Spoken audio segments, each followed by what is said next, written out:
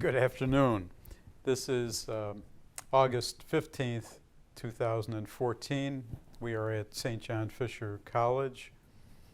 I'd like to take this opportunity to thank the staff here in this communications department, and in particular Mr. Felton, for his efforts today in recording this interview. My name is Michael DiPrima. I am an attorney here in Rochester, and I've been asked to participate by interviewing two experts on a topic dealing with Pope Pius XII, a Roman Catholic pontiff who served as the Pope from 1939 to 1957. 1958. Our experts here today are Dr. Gary Krupp and Dr. Frank Oliveri. And some background information on both of them at this time would be appropriate. Dr. Gary Krupp is a businessman from Long Island. He is the founder of the Pave the Way Foundation. As a politically aware Jewish teenager in Queens, New York in the 1960s, Gary Krupp shared the prevailing negative opinion of Pope Pius XII. Today, he is proud to be one of the Pope's most vocal defenders in the Jewish community. Gary Krupp holds the distinction of being the only Jewish man in history to be invested as a Knights Commander of St. Gregory the Great by now St. John Paul II, and subsequently honored with the Silver Star by Pope Benedict XVI. He has also been invested as an officer brother in the Order of St. John, an honor he received by consent of Her Majesty Queen Elizabeth II in 2005. Seated next to him is Dr. Franco Oliveri, who has studied, pondered, written, and lectured internationally about the Holocaust for the past 33 years. He received his PhD in Holocaust Studies from University La Sapienza in Rome, Italy, and the same doctorate from Harvard University. In 2001, he received the Phi Delta Kappa International Leadership Award in Holocaust Research. In addition, he is the founder of Courage Italia, which is an organization that he founded here in Rochester and seeks to recognize the Italian rescue, protection, and sheltering of Jews during the Holocaust in ways that educate and inspire our communities to understand the power of each individual to translate compassion into acts of moral courage. And the purpose of that organization is really the thrust of our topic today. The issues to be presented in this topic of Pope Pius XII's actions during World War II in relationship to the persecution and death of Jews can be put out in two diametrically opposed postures. One, was Pius XII the, quote, only hope of the Jewish people from persecution and death, close quote? Or was Pius XII, quote, greedy and silent, close quote, in the face of atrocity? And if the proof supports the former, namely that Pius XII heroically saved the lives of Jewish people, and both of our experts will be speaking directly to that point, does there exist evidence of a campaign of misinformation? So let's start with just a brief biography of Eugenio Pacelli, Pope Pius XII. Eugenio Pacelli was elected to the papacy in 1939 and took the name of Pius XII. After World War II was over, there were many voices, particularly in the Jewish community, that praised the life-saving role the Pope played during the war.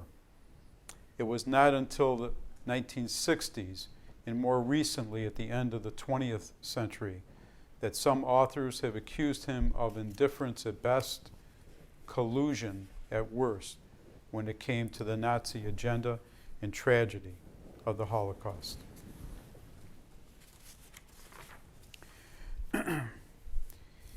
Let's turn to initially the criticism that Pius XII was silent in the face of this atrocity and did not do enough to save the Jews.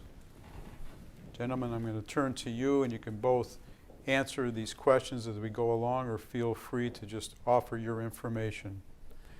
The Vatican, the Pope speaks through two primary sources.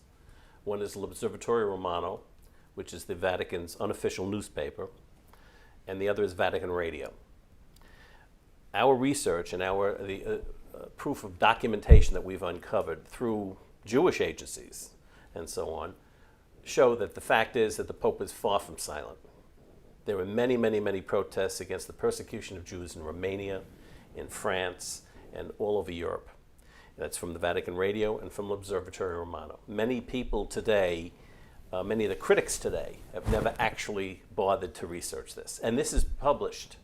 On our website alone, we have all of the L'Osservatore Romano newspapers from 1938 to 1945.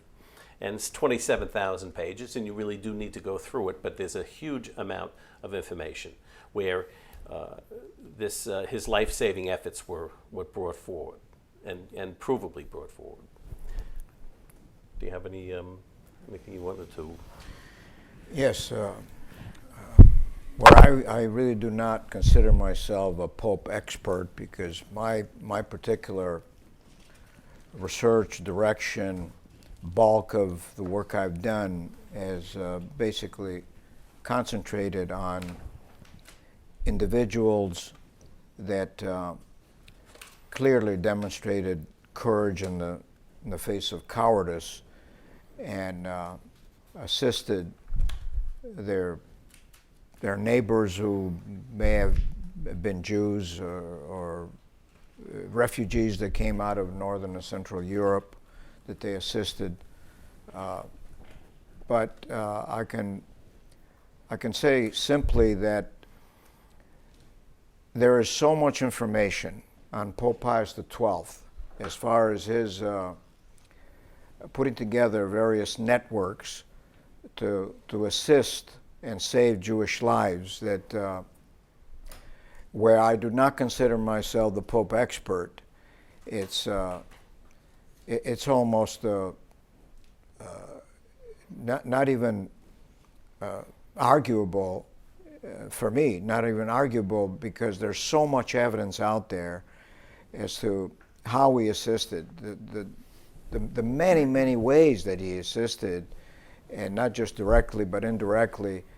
And when it comes to the criticism about that he was silent, between 1933 and 1939 alone, there were at least no less than 55 official protests that went to either directly to Berlin, to the Reich government, and or through the ambassador, the German ambassador to the Vatican. Now, in 1933, from 33 to 39, Pacelli was in a different position. He wasn't the Pope at that point. Secretary of State. Pacelli was representing the Secretary of State of the Vatican. And were these protestations coming from Pacelli, or the Vatican, or the Pope, or all three? We have documents from as early as 1923, handwritten notes directly from Pacelli to the Vatican, warning them and saying National Socialism is the worst heresy of our time. A number of different documents like this, plus other documents where he was interceding to try to save Jews of Germany, because they were getting complaints about anti-Semitism, growing anti-Semitism, and he was writing documents in support of this. And I just wanted to show you this very quick thing, just to give you an idea. This is the B'nai B'rith 1940 magazine with Pius XII's picture on the cover of it. And in it, the article it says the Pope's Jewish scholars. Now, what was happening in 1938 when the Italian government were firing Jews because of for religious reasons, the Vatican was hiring them. And this is just this is B'nai B'rith, and you go to B'nai B'rith today, they hate him. Well, wait a minute. What happened to change this? We have so many things because our research, our work is all based on documents. Now, this, for example, is the Palestine Post. This is the story that we have over here. This is relating a 1941 audience of a young man, Jewish man, who went to the Pope, and the Pope said to him, that's why it was so, he says, always be proud to be a Jew. And he said it 2 times so that everybody in the room would hear it. And he was there, this young man was there to try to save these Jews who were stranded on an island off of Rhodes, on a rock island. And Kalimanisi, the rock island, uninhabited rock island, Kalimanisi, where their 513 Jews had crashed. And this young man went to speak to him about it. But this is in the Palestine Post. The fact is that the Pope had acted to save those young men and got the Italian Navy, was it, or the Italian Navy, Italian Navy to go and rescue them 2 weeks after this event. And now we found out the name of the young man, his name was Heinz Winsler, who went to see him. And then he had written a book, and then somebody else, one of the other Jews there, his name was Herskovitz, he wrote a book about how the Pope saved his life. So we have thousands of examples of this. To answer your question absolutely directly, whether these protests came from the Vatican itself or from Eugenio Pacelli, the answer is simply, as Secretary of State, it was his responsibility. Of course, in audience with the Pope himself, with Pope Pius XI. However, as Secretary of State, it was his responsibility, personally his responsibility, to forward these complaints, these protests. But I will also, as long as Dr. Krupp mentioned as early as 1923, let me just share something with you real quick here. This was while he was still nuncio to Bavaria. To the question... Let me just interrupt you briefly. He was nuncio in Germany for how long? To Bavaria. He was there from 1917 to 1929. So he was there during the rise of Nazism. Just at the Correct. beginning. He never went back to Germany again. From the very beginning. To the question, the German people were asking him regularly if he thought that as Hitler was coming up in 1920 and 21, as Hitler was gaining some notoriety, the question was being asked, do you think that perhaps Hitler may be able to help the German people? His reply was simple and to the point. Who among you has at least read his horrifying book, Mein Kampf? I would be very much mistaken in thinking that all this could end well. He said that How prophetic is that? And he said this man is capable of trampling on corpses. He said this future pope, simply in my words, could not understand why even the most highly competent Germans would not share his judgment and completely negative opinion of Hitler. So there's a history of his opposition to Nazism dating back as far as 1923. 1920. And German hatred of Pacelli, because there were dozens of which we have images of all of the cartoons that were in the newspapers and protests and things of that nature, where they were constantly criticizing him and making fun of him, calling him the mouthpiece, as Sir Martin Gilbert pointed out. He says the mouthpiece of the Jewish war criminal. That's what they accused him. He was the Jewish Pope. We have a lover of Jews in the Vatican. And incidentally, if you want to, as you were asking some of your questions, you want to look at this as how the Nazis really felt about Pacelli. Yeah. That's just very concise comments made by the highest leadership in the Reich. These are the handwritten notes of Pacelli where he's calling National Socialism the the greatest heresy of history. And what are the dates on those? These are 1924. And that's when he was a papal nuncio. He was a papal nuncio then. And this was constant. I think of the 50 public speeches he made while he was nuncio, 44 of them were opposing National Socialism. So there's a clear history of his opposition to it prior to the time in which he even became pope. Absolutely. And what's interesting here that I've noted in your writings is that during the war and after the war, there were many credible and influential Jewish leaders, as well as non-Jewish leaders, that praised Pius XII as being probably the single most savior of the Jews during Exactly. the war. Could you speak to that and maybe give some illustrations? During that period, literally every chief rabbi, including the chief rabbi Herzog of Palestine at the time, chief rabbi of Egypt, chief rabbi of Romania, of many of the countries of Europe, chief rabbi of Rome, and so on, every single one of them praised him constantly and thanked him for what he did as he was doing things as Pope. All of the Jewish organizations, the American Jewish Committee, the World Jewish Congress, the B'nai B'rith, every one of them said exactly the same thing. It's the most mysterious thing in the world is how everybody instantly changed. And we're going to come to that because you're right. That is almost the crux of it, and that's the diametrically opposed positions that we discussed briefly. So there were several leaders that supported him. What about publications that wrote about him?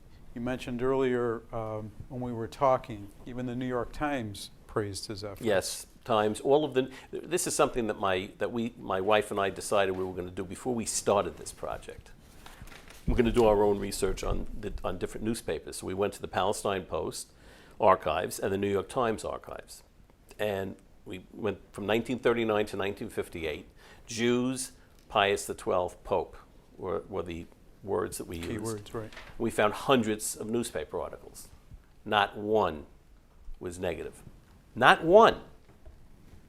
Very mysterious. And you were constantly seeing articles about how he was speaking out in opposition to persecution of Jews from different countries.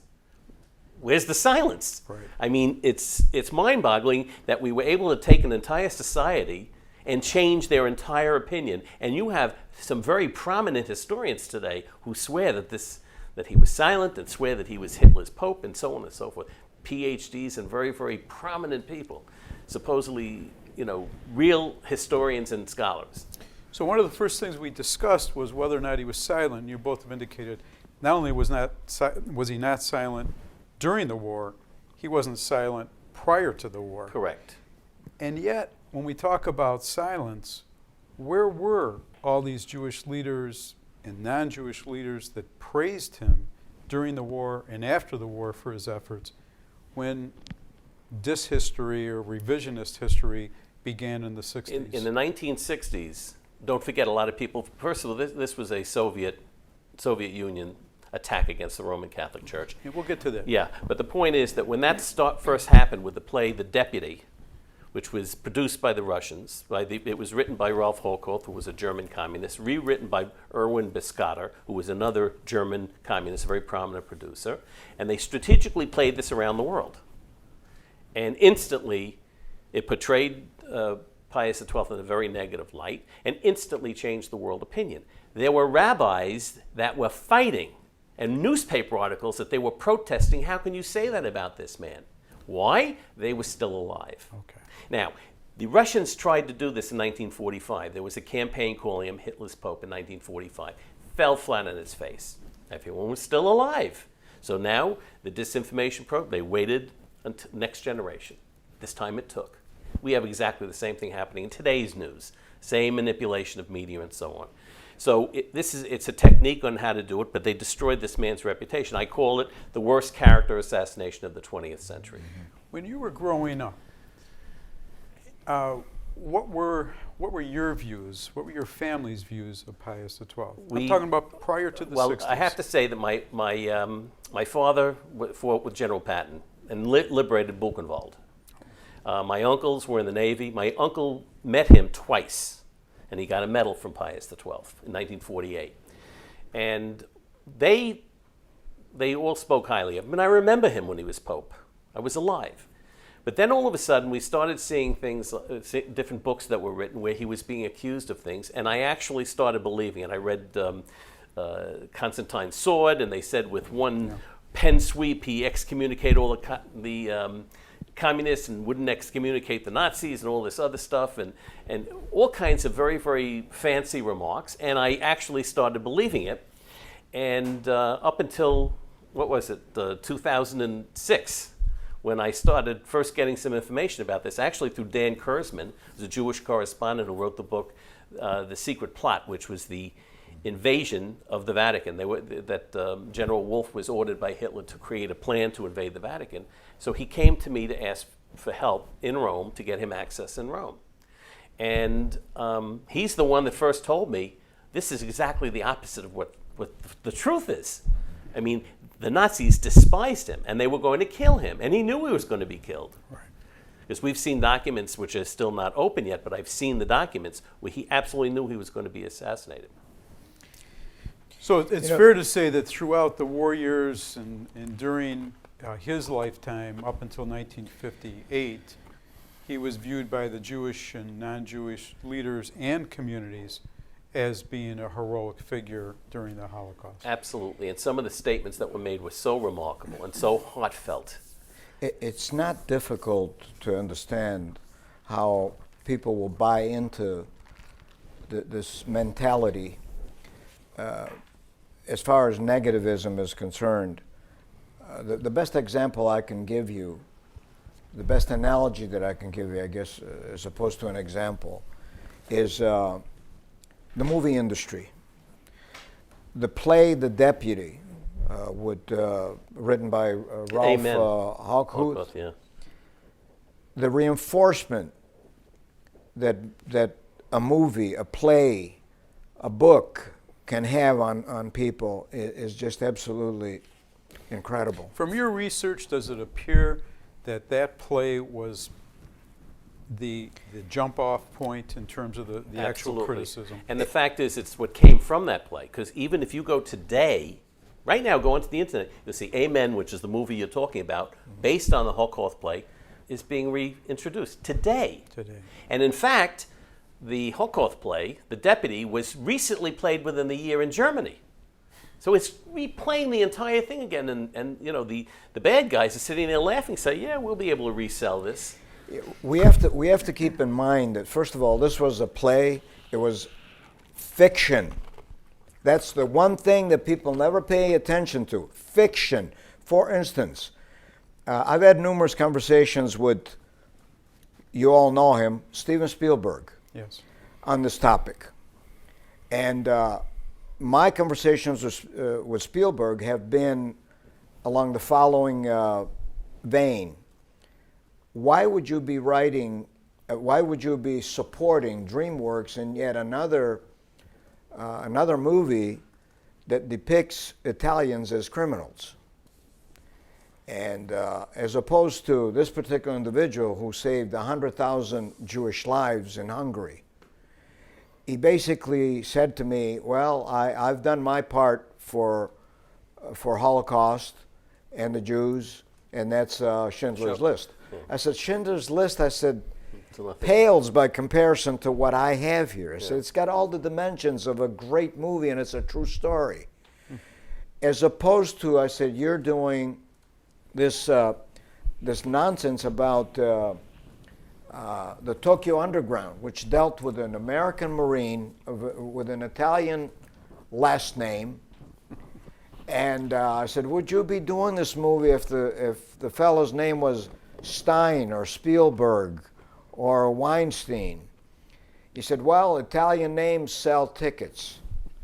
So you see the reinforcement of Nick Zappetti, who did not even exist. Right. Again, fiction. So this is how things happen through the media, especially negative, fictitious kinds of things that people will buy into. Right. So the deputy then was a fiction, and so you've answered part of this, but one of my questions was dealing with the methodology, the correctness, the sources of information for this play. Right. And whether it's based on nothing. There's nothing it's based on. There's no documents, no evidence of any of the things that happened in that play or the movie. It's even difficult to call it artistic license because it was just absolute It's garbage. just absolutely a Garbage. lie. A lie from the beginning, a lie to the end.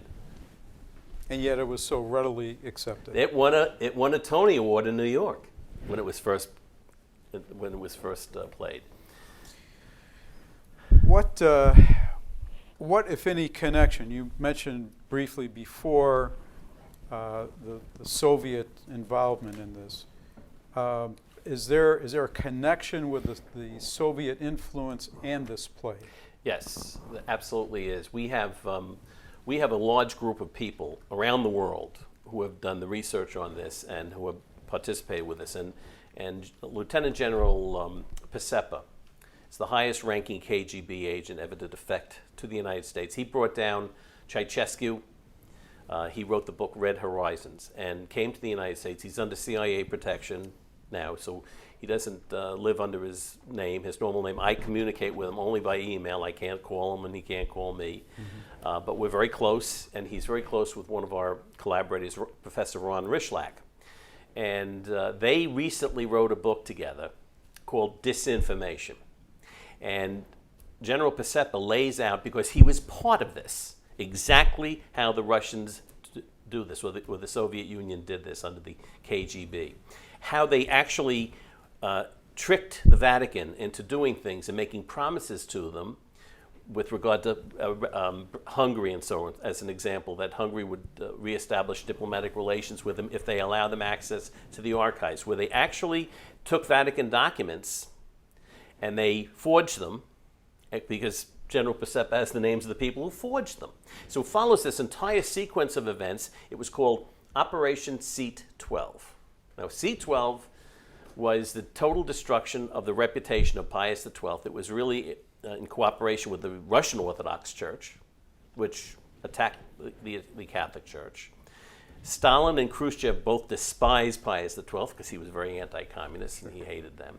And both of them were equally as anti-Semitic as you can come. And at the one moment in history when the Roman Catholic Church changed its position on Judaism and other religions, of the Second Ecumenical Council's declaration Nostra Aetate, was the time they launched this project to drive a wedge between Jews and Catholics, which exists to this very day. But it's changing, because with all of the efforts of people like Frank and so on, and all of the people that we've been collaborating with all over the world is now waking up, at least to the truth of Pius XII, because Yad Vashem, the Holocaust Memorial, officially changed their position on Pius XII 2 years ago. So we know we're making progress. And what was their position? Well, they had a statement, which is how we started this back in 2006 when the new memorial was opened, 2005.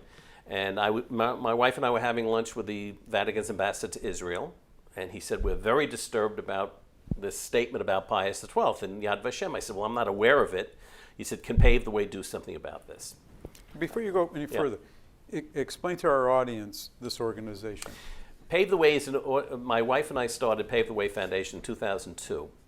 And we bridge religions, not in a theological sense. We deal strictly with gestures between religions and obstacles between religions. We try to identify them. For example, we brought the first loan in history from the Vatican Library to the State of Israel of the writings of Maimonides, which are the most important writings in Orthodox Judaism. And then the Israelis loaned back to the Vatican for the first time a Rembrandt and Botticelli for the 600th anniversary of the Basilica of St. Peter. We gave the Vatican the most important Christian manuscript in their entire collection, the Bodmer Papyrus, the Gospels of St. John and St. Luke, written in year 175. It has the oldest version of the Lord's Prayer in existence. We found a donor to come up with $8.5 million to acquire it for the Catholic Church. They now have that.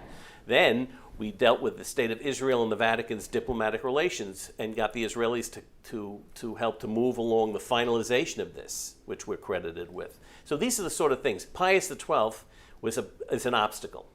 And we didn't start this until trust me, I went into this kicking and screaming. I didn't want any part of this. Marianne will tell you that this is something that we were totally, really against. But then it got to the point that I started seeing documentation and proof. And then I went to the chief rabbi of Israel, who was a friend of mine at the time, Rabbi Yonah Metzger. I was in Jerusalem. I said, Rabbi, I have to tell you what I found.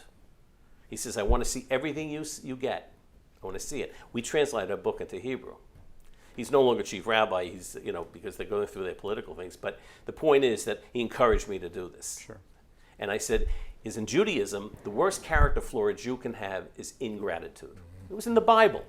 When Moses was turning the Red Sea, the Nile into blood, he couldn't do it himself. He had to give the staff to his brother Aaron, because that would have shown ingratitude to what gave him life. That's a very important concept. And the problem here is that we have so many people, survivors, who hate this man, and that is a sin. That's wrong, especially when we can prove that they're alive today. Oh, I get dramatic about it. I said, you have air in your lungs today because of the actions of that man, and you hate him? What's wrong with this picture? But these would have been people that, the Holocaust survivors would have been individuals that for a period of time, up until the early 60s, would have idolized him, wouldn't they? Theoretically, if they knew that he was involved. For example, we have interviews with one priest who worked directly with Pius XII and would shuttle people, actually got the visas for Jews to come to Portugal, and then from Portugal to the Dominican Republic. Most people don't know that he did that. We have there's double encrypted telegrams twice a year from Pius XII to General Trujillo asking for 822 visas, 1,600 per year from 1939 to 1945. 11,000 Jews were saved. They have no idea the Pope did this. Right. That's the problem. But we are bringing that public and say that's who did it. Is it? And that priest just recently passed away at 102. I lost about 6 of my interviews. People, if you go to our website and see the actual interviews of these people, 6 of them have passed away. And one, Sir Martin Gilbert, who was one of the most prominent Jewish historians in the world in World War II, he suffered a stroke, so he can't see. But talk, if you would, about, because I think part of what we touched on is the shift in reputation. So he may have had a very positive reputation prior to the deputy coming out, but then it became negative. What was it that opened your eyes? Let me phrase it a different way. You talked earlier about archives, access to information. yes. Tell our audience about the research that you've done and the documentation that you've been able to uncover that other people may never have seen before. Right. We have, it's not my research, and I'm the first to tell you. If you look at our book, you'll see that our German representative, for example, Michael Hesseman, spends 6 weeks at a time in the Vatican Archives, which are open up to 1939. Literally nobody has gone to the archives to study this. Are they open now? Absolutely. They've been open since 2006 by Pope Benedict. That's 3/4 of Pacelli's life. All of the actions he took in 1917 to save the Jews of Palestine. He tried to get the palm fronds for the Sukkot holiday for the chief rabbi of Germany. Things he did, the proof is there. He overturned an anti-kosher slaughtering law in Poland in 1938. The original letter. I have the original letter.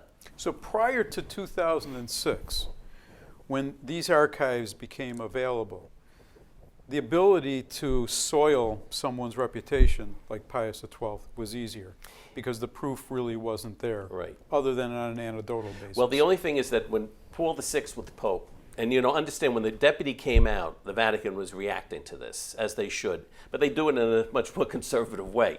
And Pope Paul VI assigned 4 Jesuits to comb through the closed section of the war years and pull out some pertinent documents to give some sort of a history, and 5,000 documents were published, called the Acts and Documents of the Holy See during the Second World War.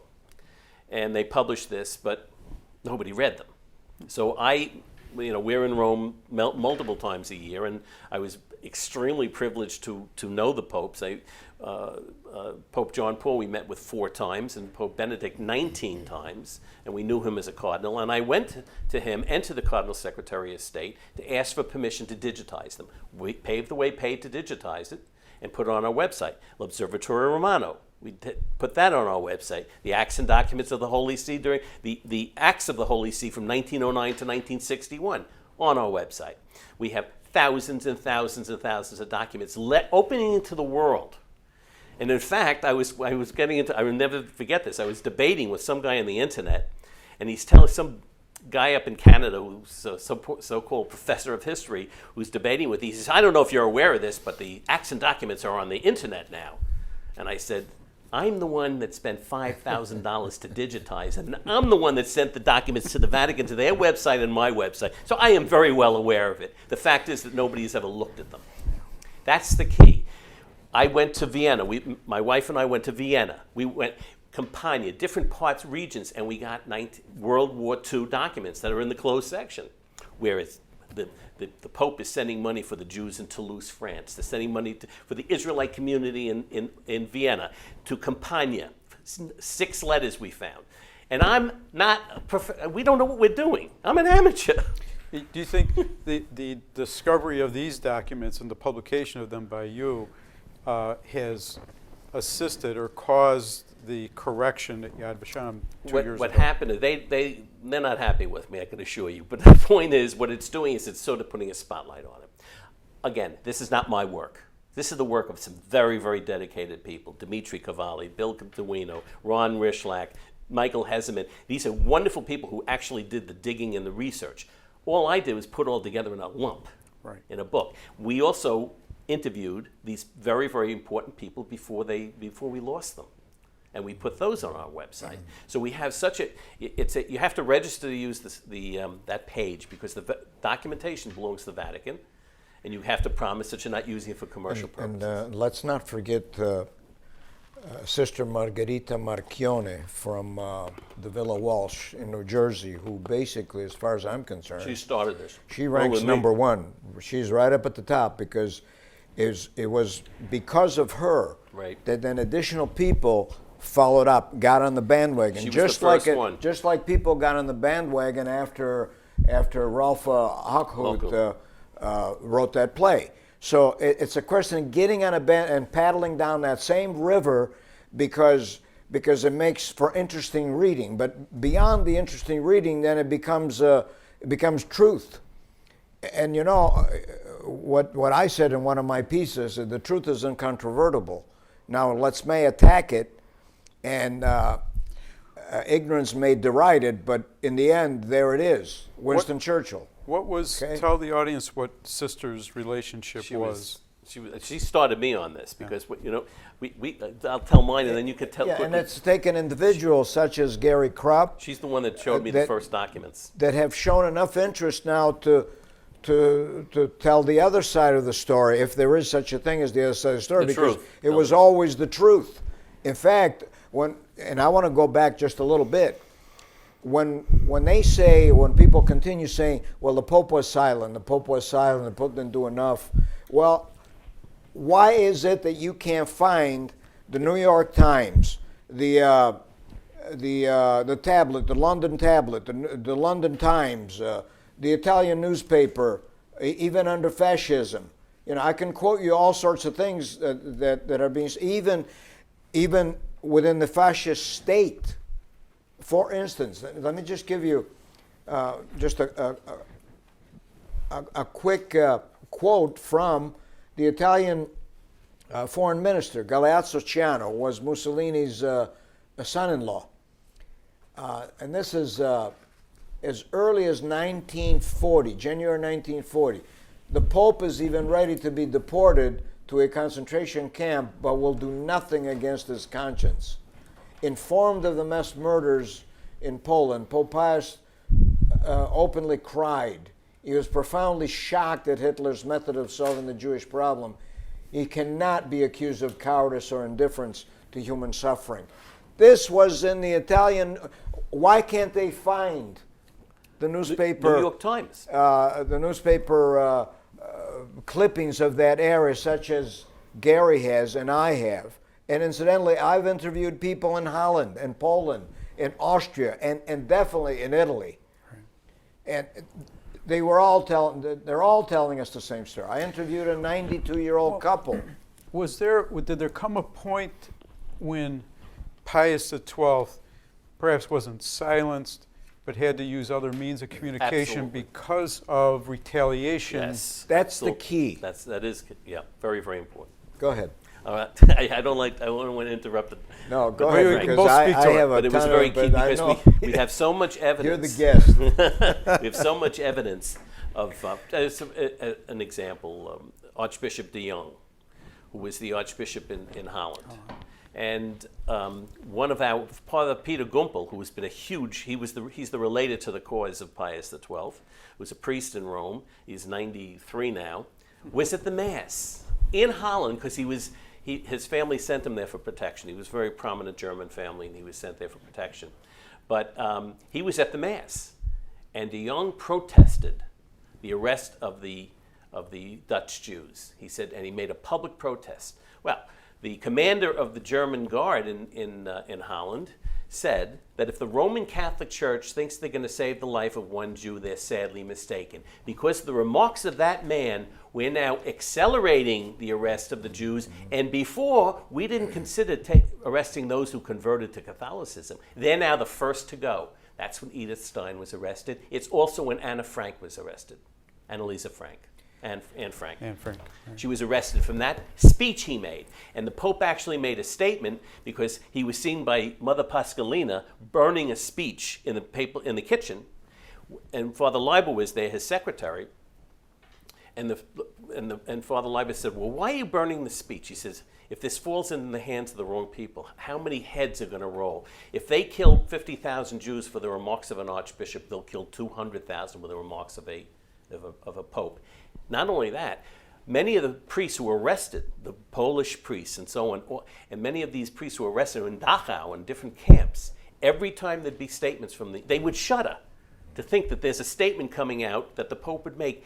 The German soldiers would come, and the Protestant ministers who were also arrested. What did your stinking Pope say now? You know, they cut rations, they did things. The people died when they spoke out. But the problem is, and I pointed this out today, these people never had the benefit, many of the people who criticize it, being in the military. They have no idea what it's like to live in that regime. They can read about it, and they think they know it, but you don't know until you're looking into the eyes of death, as those people were looking. So it's very easy to criticize today. In addition to the Catholics that may have suffered every time the Pope spoke out, what about Jews? Same thing. Same thing. In fact, just to piggyback on that, the protest that was voiced, public protest that was voiced with the arrest of Jews and other refugees that were taken to supposed labor camps. The Pope's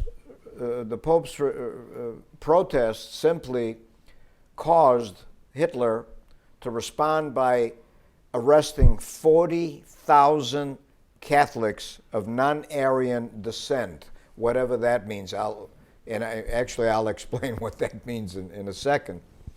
The very next day, 40,000 Roman Catholics were arrested, along with 2,000 priests and nuns, of whom none of them were ever seen again. Okay? The Pope's response to that, when we talk about silence, was to Pascalina. He said, if he has arrested and done away with 40,000 people, if I speak any louder now, it will probably be 200,000 the next day. So this is where we have to understand that the Vatican had to use different methods, clandestine methods, and that's where my particular niche comes in. And this is where I've really studied thoroughly, so thoroughly that you wouldn't believe it. It drives me nuts after time. I've had to do so much work that I've let go a lot of other pieces of my life in order to really, before the Lord takes me in, that I want to finish this. So when you say clandestine means, you're talking of encrypted. Secret, absolutely. Underground railroad. And the creation of networks that, believe it or not, and I'll throw a name out at you, I hate to do this, but this is the time to do it. Joe Kennedy. Yeah. Joe Kennedy, Joseph B. Kennedy, the father of JFK, was also involved in one of the major networks for the rescuing of refugees and Jews through Pope Pius XII. Joe Kennedy and Pope Pius XII had a very, very close friendship. Joe Kennedy visited Pope Pius XII on numerous occasions in Rome, and prior to Pope Pius being elected Pope as Secretary of State, Joe Kennedy and Eugenio Pacelli met on numerous times discussing the situation in And Europe. not to go off base, why couldn't Joseph Kennedy convince Roosevelt to accept the Jews into this 1938, the St. Louis was turned around. And very few Jews were brought into the United States. They had to be sneak in, but Dominican Republic accepted them. That was. I mentioned when we were off the air, and we might as well use it here now while we are on air, that the Evian conference, a conference took place in Evian, France. I believe it was in September of 1938. 32 nations, Western democracies, were invited to this conference. And after 2 weeks of meeting, it was not England, it was not the United States, it was nobody else but the Dominican Republic who agreed, said, what are we going to do with these 10? Already, by 1938, there were 10 million refugees because of what the Nazis were doing in Europe. The Dominican Republic was the only country that accepted Jews. Italy, on the other hand, who did not have an official representative, they had an observer. That observer simply contributed that Italian borders are open. Italian borders will always be open to anyone. That's a fact. The Italian borders remained open, and Italy was used as a conduit to freedom for refugees of all types, especially the Jews. country. Even though Italy was fascist and That's was correct. an ally. The entire time from 1938 to 1943, and it was the Germans that sealed the Italian borders on the 11th of September 1943. Not the Italian state, not even the fascist state. Not even the That fascist 80% of the Jews in Italy survived, while 80% of the Jews outside of Italy were killed. state. Yeah. Amazing. And you know, there is a central authority there with the church, a central authority. And the problem has been that many of the critics, and certainly Yad Vashem and so on, have given credit to each bishop and each priest that did this and did that, but there's a cutoff. It ends there. And anything negative that they can think, they call like the rat line, helping Nazis escape. That's the most comical thing to think about this. If you look at the documents, you'll see how absolutely absurd that is.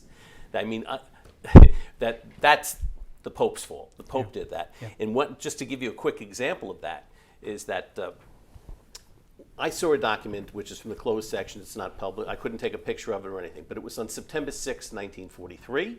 Pius XII called all the cardinals together. And he said, I'm going to be kidnapped and probably killed. The Vatican is going to be invaded.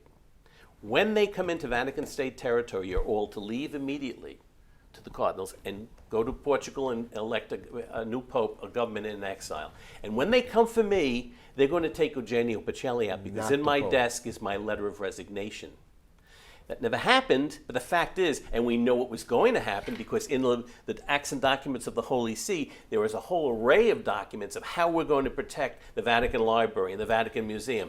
There's a handwritten note from the Secretary of State to the Director of the Swiss Guard ordering him not to oppose invading forces with fire because they'll just get killed. Right. Do not do that. So we knew it was going to happen. The fact that it didn't happen, we know why, because of General Stossel. There were some Germans that stopped it. Karl Wolff. Karl Wolff, he General was Karl ordered. Wolff. He was ordered to, and I have his plan. We went to Germany, and we have the actual translation and the original documents of how Hitler ordered him to plan. It was Robert Fon is the name of the Rabat Fon was the name of the plan to invade the Vatican, kill the Curia, seize the Vatican assets, arrest the Pope, and do away with him. The Pope's comment at that time, and that's also in archival work that we've unearthed, was they will not be arresting Pope Pius XII. They will be arresting Cardinal Eugenio Pacelli. Yeah. So when Pope That was his way of saving the church. When Pope Benedict resigned, that happened before. Yeah. Pope Pius had resigned in case there was an invasion. That letter, of course, I'm sure was destroyed, the original, but the fact is that I did see those documents. It checked off the name of every cardinal who was present. So we know that this existed. The fact that it didn't happen doesn't mean that it was not going to happen. We even have the invasion map that the Germans had, and it was a brilliant plan, because what they were doing was you would have Germans dressed up as Italian partisans who were going to go in, and then the German government, or the German army was going to go in and save the Pope, where he'd be taken to Liechtenstein and killed. So, and then newspaper articles, accounts also talk about it. So any theory that a few weeks later, he's now going to be saving Nazis? Yeah, right. Doesn't make too much sense. Doesn't make a lot of Oh, yeah, let's get these Nazis.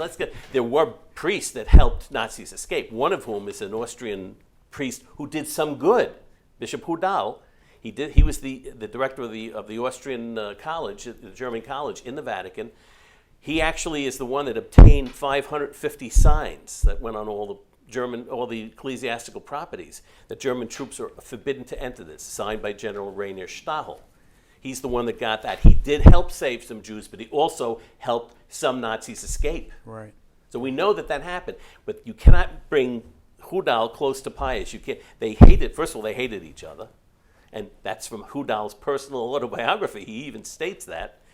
And so, but there was a direct cutoff. And there's also a letter which we're trying to track down. It may have been stolen because it was seen, it was recorded, but we can't find it. It's in the archives of Santa Maria dell'Anima, which is the German cathedral, where Bishop Hudal had suggested to Montini that perhaps we should help some of the German soldiers, escape. And he writes back. He says, "How dare you even make such a statement?" So the point is, how do you 1 minute say that this, and the fact is that he was going to be killed, and then all of a sudden, yeah, we're going to save all the Nazis. But in addition, so the Nazis had a plan to kill the Pope. Mm-hmm. Did the Pope ever participate in a plan Oh, yes. to eliminate Hitler? Absolutely. Valkyrie. It's Talk very about famous. Valkyrie is a very famous thing because we have, in fact, in our book, when we went to Germany, we went to the Museum of the Resistance, and we imaged the Kaltenbrunner report. Ernst Kaltenbrunner was the head of Gestapo, and he was ordered by Adolf Hitler to find out who the conspirators were for the Valkyrie attempt on his life. It names Pacelli and Leiber, Cardinal Pacelli and Leiber. Why? Because they were. This was being planned in the Vatican. Now, how do we also have other proof? The British archives, which are now open, also have evidence of this. What it was that the Pope said that he would intercede to bring peace, an honorable peace to Germany, only if Hitler was gone, if he was killed, and actually helped it happen because the British archives report this. So it's absolutely fantastic stuff. I mean, it's one thing supports the other thing. So we know that there was actually a lawyer, another lawyer by the name of Muller, who would travel back and forth and would plan it. And they were planning it actually. Do you ever go to the Scavi? Mm-hmm. Okay, the Scavi. If you go under the Vatican, there's a ancient, the pagan burial site underneath the Vatican. That was actually discovered by Jews because we have pictures of them with the yarmulkes on because they were being kept. They were saved in the Vatican. Yes, yeah. It was one of the things. They were doing some cleaning down in the basement, and one of them fell through a hole, and that's where they first discovered the Scavi. There were pictures of it. It's fantastic, but that's where they would have to meet. Why? Because the Vatican was surrounded by hostile forces and infiltrated by spies. The Nazis were intimidating all Vatican personnel, people who worked there, and threatening them to give them information. So they couldn't say anything publicly. Everything had to be secret. Which goes back to the clandestine means of communicating. And the fact that he was so remarkable in what he did. The Vatican had ships going back and forth to South America, flying the Vatican flag, which would bring food back and forth. And there would be Jews that would be smuggled out of the country on these things. But when that food arrived in Rome, what do you think? How many on the 16th of October, when the Jews were being arrested in Rome, and the Pope ordered them saved, and managed to save? There's an estimate. We have a telegram where it's estimating the Germans estimated 8,000 Jews in Rome at that date. Actually 13,000, because 5,000, as we pointed out, had open borders from other countries. But there were at least 13,000 Jews. And I can tell you the entire story, we can get into that a little bit later, and how the Pope interceded directly to stop the arrest of the Roman Jews. And so, but the point is that food that was coming in to the Vatican was put on little trucks, Vaticano on the trucks, and it was distributed. Distributed to the monasteries, the convents, all 150 monasteries and They had convents. no where that food ration was cards. So he was feeding them. He was feeding them. Housing them, Right. clothing them. I have a piece of information regarding the question that you just posed a little bit ago, that as early as November of 1939, the Pope was actually made aware of an assassination attempt by the German resistance, which he then passed down to the British representative to the Vatican, Francis Darcy Osborne. And he was actually channeling information, Pope was, channeling information back and forth to the British to assist the resistance in Troop movements and things. In fact, I'm glad you mentioned that, because also on April 20th, 1940, the Pope himself informed the Belgian and Dutch governments that Germany was actually planning on invading their countries on May 10th, 1940. Warned them 20 days ahead of time that that's what was happening. So, And didn't he also send Robert Lieber to meet with Dietrich Bonhoeffer before the German invasion of I don't have Germany? documentation on that. I'm sorry, I didn't hear the last question. Bonhoeffer. Before the German invasion of? France. Would you restate the question? Right. I had read in Bonhoeffer's book that he met with Robert Lieber in 1940. I think it was December of 1940. Before the invasion of France. Before that is the correct. invasion of That France. is correct. And it was to further the resistance of To support the Hitler. resistance. Right. To support, In- and the British basically didn't get involved. They were receiving information regularly, but they simply did not assist. He did a lot of things like that. There was a Jewish foreign minister, Rathenau. Walter Rathenau was going to be assassinated. And he went to him and he said, "You're in danger." This is when he was nuncio. I mean, the acts he did to save Jews, even as early as 1917, were remarkable. And he said, "You're going to be assassinated. They're anti-Semites that are going to kill you." Don't be ridiculous. He was killed 2 weeks later. Mr. Primo, just slide that back to me. There's something I want to read off of that. Right. But we only have a brief moment here that I'd like to just ask in summary here, if you have any closing remarks, be glad to hear them. But should Pius XII be recognized as righteous among the nations? Pave the Way Foundation officially nominated him for that. And the reason is that we've had multiple meetings at Yad Vashem with the Department of the Righteous. There are certain qualifications you need, and he met all of them. One of them was actually that he was facing death. The German invasion, and he still acted. That was 1 month before the invasion of the Roman Jews were arrested. He knew he was going to be arrested. He still acted to save Rome. And so we filled out all of the and all originals, notarized testimony and everything, and we submitted to Yad Vashem. Is there a credible estimate of the number of Jews that Pius XII is responsible for saving? Pinchas Lapid, who is a Jewish historian, one of the most prominent historians in the world still, estimates that between 700 and 850,000 Jewish lives were saved as a result of direct and indirect assistance through the Vatican, through Pope Pius XII. The Catholic Church worldwide. And I personally can prove that because of the archives that I've also picked up out of Holland, out of Poland, out of Hungary, especially out of Hungary. Well, gentlemen, the research that you have either gathered or done yourselves, I'm sure will go a long way toward writing the revisionist history that has so soiled this wonderful Pope's reputation. There's a point that if in fact these numbers are true, 850,000 Jews, I don't know if you're aware of this, but in the entire world today, there are 16 million Jews. Yes. There's 1,300,000,000 Muslims, 1,100,000,000 Roman Catholics, 1,100,000,000, right? What 0.2% of the world's population, and 850,000 Jews in 1945 is 4 million today. 25% of the world's Jewish population today is alive because of the actions of the Roman Catholic Church. That's what I believe is true.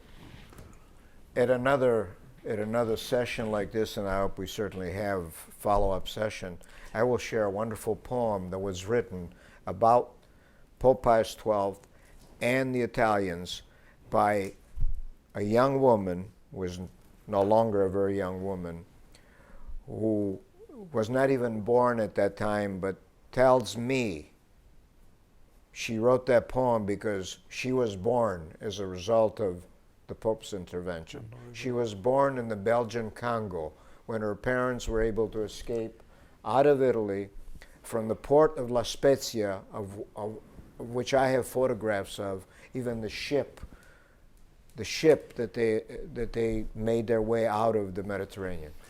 I have one very quick one I want to bring in. I have the original. This woman is she's a Jewish woman from Padua. Very, very insistent that in 1947, she, her mother, her father, her aunt, her uncle, the whole family, had a private meeting with Pius XII. And she's Jewish. And her uncle looked at him, and Montini was standing next to him. He says, "You were dressed as a priest, and you were dressed as a monk. You came into the ghetto, and you brought me personally into the Vatican. When somebody saves your life, you never forget their face." And Montini said to him, "Silence, don't ever repeat that story." I have her letter, her testimony. That's one of the things we submitted to Yad Vashem. But this is what we're finding. We found, just like with Pope Francis today, sneaks out and is going to the poor part of Rome. Right. He's doing. So did Pius XII, because Pius XII, he didn't trust things from just what he heard. You had to see it sometimes firsthand. Right. And I believe this may have happened. I will leave you with just two closing comments, at least from my part here.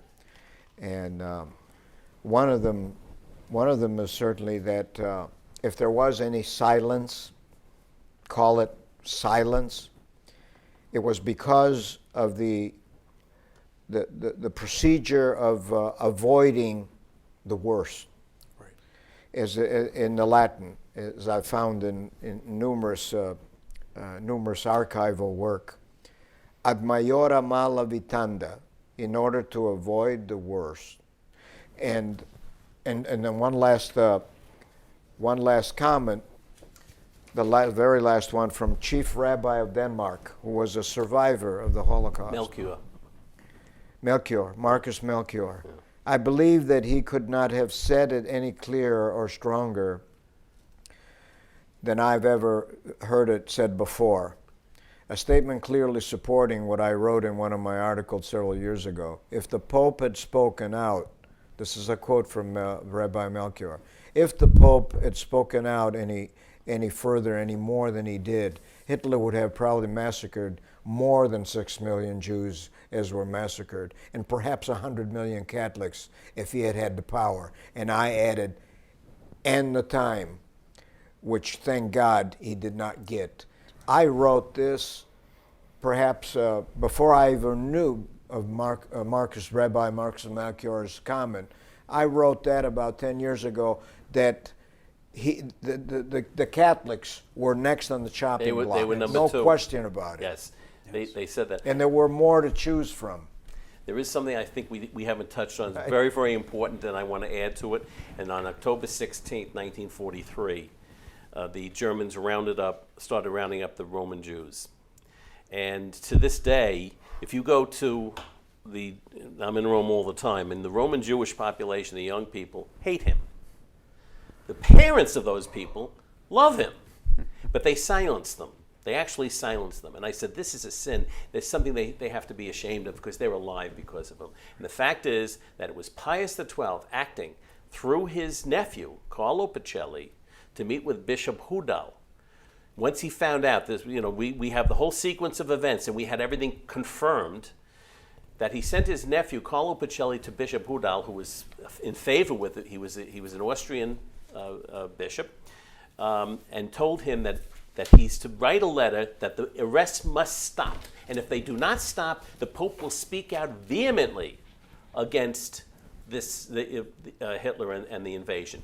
Now understand something. Do you remember we talked about the invasion of the Vatican? Yes. All the German officers were doing everything to stop that. Why? Militarily, it would have been a disaster. You would have had riots all over Catholic Europe. So they knew this would have been a disaster. They did everything to dissuade it, and they knew that if the Pope had spoken out, Hitler would have ordered the invasion. We actually, Lieutenant Colonel Kunkel was interviewed before he passed away, where he was one of the Nazis waiting any minute to invade the Vatican. But Carlo Pacelli ordered Bishop Hudal to write a letter, which I have the original letter signed by him, and it was hand-delivered by Pancratius Pfeiffer, who was the Salvatorian general, hand-delivered to General Stachel, who was also a German, Pfeiffer. In Rome, and he told him that you have to stop. And General Stachel, I have his letter, one day later, saying that I telephoned Heinrich Himmler directly. And what he did was he used a military excuse because Himmler was not a military man. And he told him, he said, very briefly, he says, you gave me 384 troops to arrest the 8,000 Jews of Rome, and this is not normally a problem. However, the partisans are picking us off at night. The Allies have full air superiority during the day, and you're expecting us to supply the troops fighting down south. Well, I will do this for you, but you will assume all responsibility. And then Himmler, 2 o'clock that day, ordered the arrest stopped. And you ask Susan Zuccotti or some of the critics on this, and they said, well, why did they stop the arrests? Oh, they couldn't find any more Jews. What are you out of your mind? I mean, come on. It's bizarre. But he stopped it by sending his nephew, and they tried everything. I mean, the Vatican ambassador, they protested, did the official diplomatic thing, but he knew that wasn't going to work. So he did this, and it did work. But let me ask you a question. The Roman Jews today hate him because when they ultimately arrested 1,259 Jews, something like that, and 1,007 were actually taken out of Rome. I have the telegram from Berlin ordering that the arrest of the 8,000 Jews of Rome and that they be taken to Mauthausen as hostages in a work camp. They were not supposed to go to Auschwitz. It's very likely that the church knew this, and so he knew that and the problem is the Jews of Rome hate him because he didn't say a word when they took the 1,007 away. Now, he just threatened to speak out. Right. Now, you'd think that if he spoke out, that they wouldn't have said, the hell with this, I'm just going to arrest the 13,000 that are left in Rome. Right. That's the problem, is that you have the people that busy banging a square peg in a round hole have no experience, no military experience, and they can't imagine this. And this is how this problem has been perpetrated. Well, I think that this interview and interviews like this in the future, and the research that's being accumulated is going to open the truth in the eyes of people in the future.